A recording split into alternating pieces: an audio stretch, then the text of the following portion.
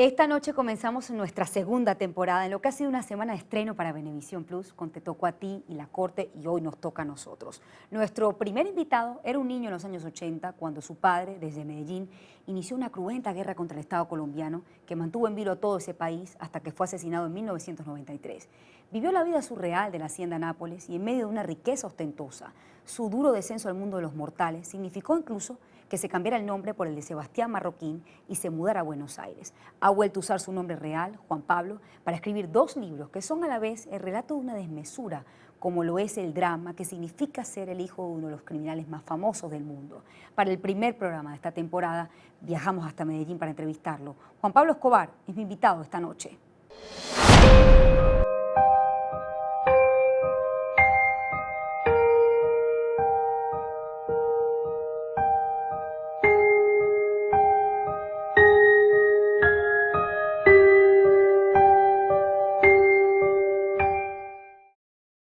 ¿Se creó el Robin Hood antioqueño?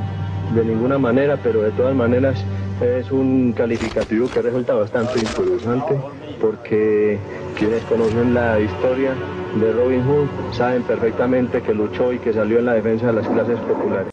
Y hoy somos la nueva fuerza política del departamento y somos la esperanza liberal del pueblo antioqueño. Por sus hijos, por usted, por Colombia. Denuncia a los narcotraficantes. Se buscan Pablo Escobar Gaviria y Gonzalo Rodríguez Gacha. Si usted tiene información que conduzca a la captura de uno de estos delincuentes, obtendrá una recompensa de 100 millones de pesos.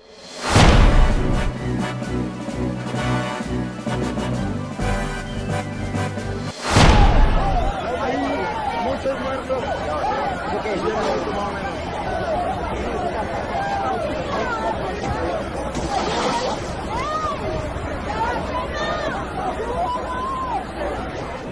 El señor ministro de Justicia le mintió al país cuando le dijo que no iba a renunciar.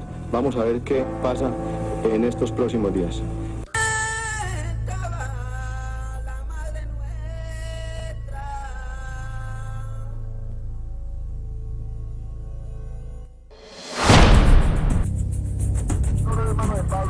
Pablo está muy ofendido porque le están molestando a la familia. No le molesten a la familia porque el que la coja, el que la defienda, el que la moleste o el que la siga va a tener problemas, hermano. El enemigo número uno de la sociedad colombiana es el terrorista Pablo Escobar y su organización criminal que asesina despiadadamente y sin contemplación a niños, mujeres y hombres inocentes. Ay, bueno, no molestó, que estamos mirando a ver si es verdad o no es mentira lo de mi papá. Acabaron de confirmar, la policía lo acabó de confirmar. Estaba en el centro comercial Obelisco, en Medellín, en el centro. Pero si el que lo mató los pueda matar a todos y yo solo los mato.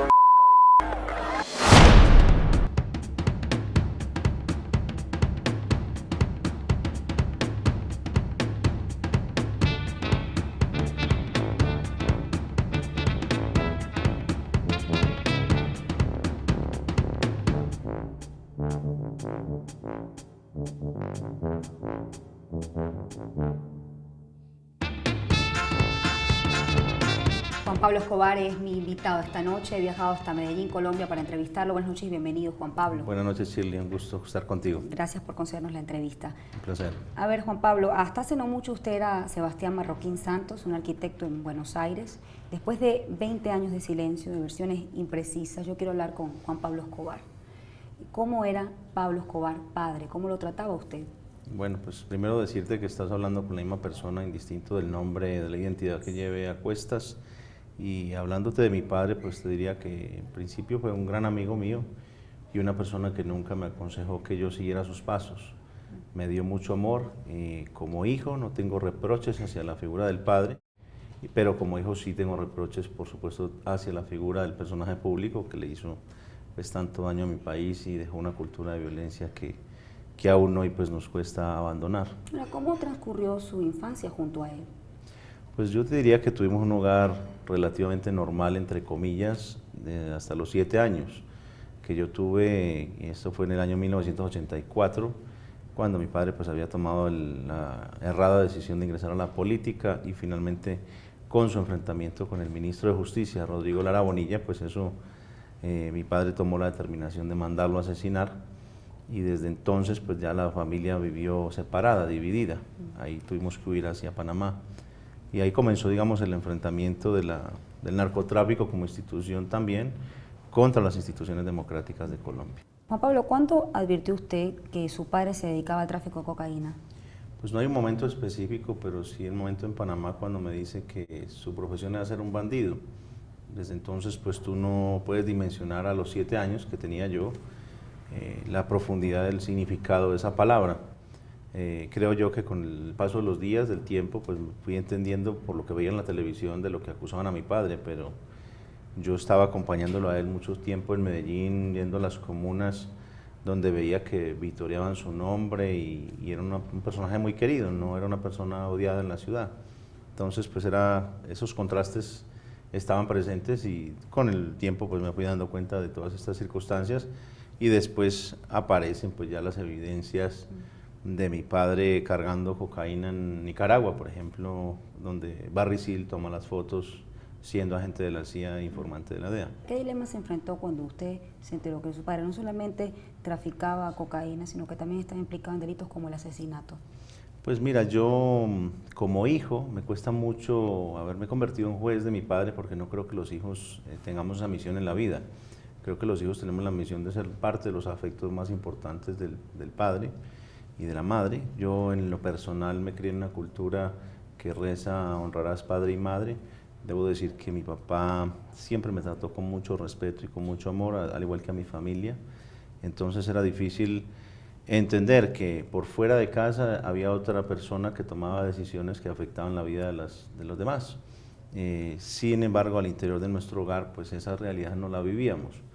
Y por supuesto que desarrollé un gran afecto y un amor por mi papá incondicional y que al día de hoy considero no negociable, pero que sin embargo ese amor no me impidió ver todos los delitos y las atrocidades que él cometió contra los demás y por eso hoy en día me dedico justamente a dar conferencias, a llevar mi mensaje a la juventud de que la historia de Pablo Escobar debe conocerse, pero no con la intención de imitarla ni de perseguir el mismo sueño, sino justamente como ejemplo para no repetir. Bueno, en la familia y en el caso de usted especialmente, ¿se enfrentó a ese dilema de el silencio como cómplice? Si ustedes hacían silencio con relación a lo que sabían que él hacía, ¿se sentían cómplices? No, porque la ley misma no es clara en eso, la ley respeta los afectos que hay entre las personas y la ley no juzga a aquella persona que está directamente conectado con el padre o con la madre, no estamos obligados a declarar. Más allá de la legalidad, el proceso personal entre ustedes. No, porque en realidad era un contexto muy violento en el que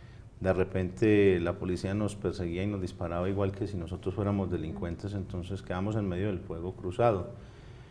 Seguía siendo yo un menor de edad, mi madre también había tenido que someterse, digamos, a lo que la vida de mi padre le impuso, pero de ninguna manera pues estaba en nuestros planes. Prácticamente lo único que hicimos en ese entonces fue huir de lo que era una muerte segura y de una persecución implacable de las autoridades que a veces llegaban incluso al extremo de aliarse con otras bandas de narcotraficantes para cometer ilícitos contra nosotros, porque no se nos combatía desde la legalidad.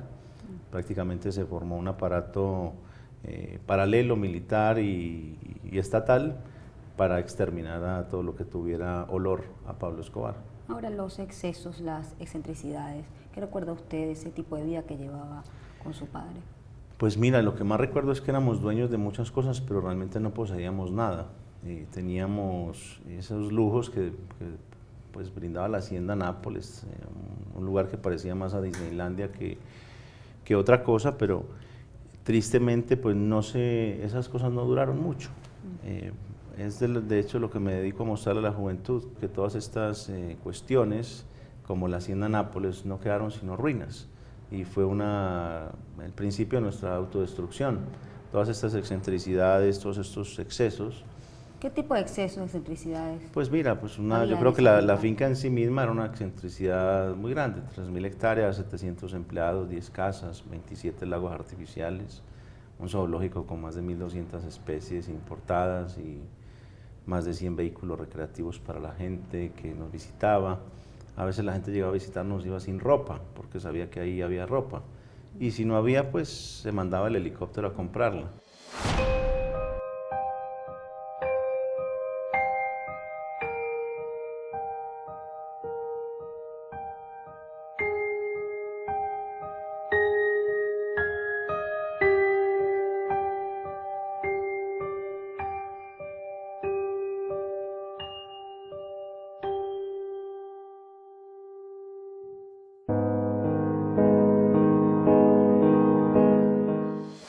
Claro que vivíamos un mundo de muchos excesos y hasta entonces pues nunca nos habíamos hecho la pregunta de cuándo es suficiente en términos de poder, en términos de dinero, y fue una pregunta que nunca nos hicimos y toda esa gran fortuna que amasó mi padre pues terminó sepultándolo, terminó sirviendo exclusivamente para financiar su propia muerte. Hay una foto en su libro, en el primer libro que publicó, donde hay una piñata y dentro de la piñata había dinero.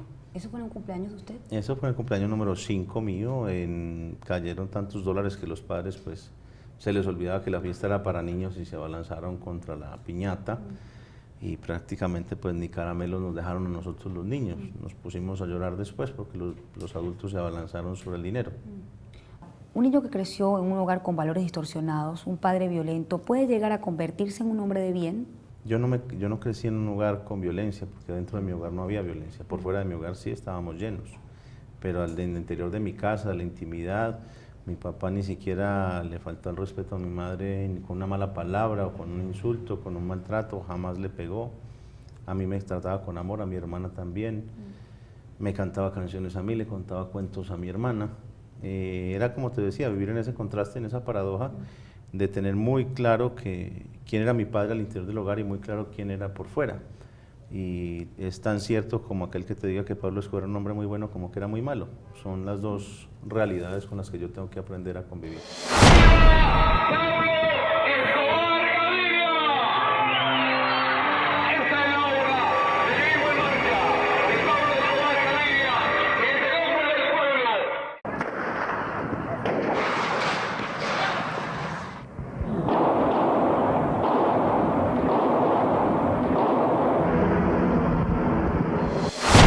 Usted la línea entre el bien y el mal en un entorno plagado de violencia y excesos?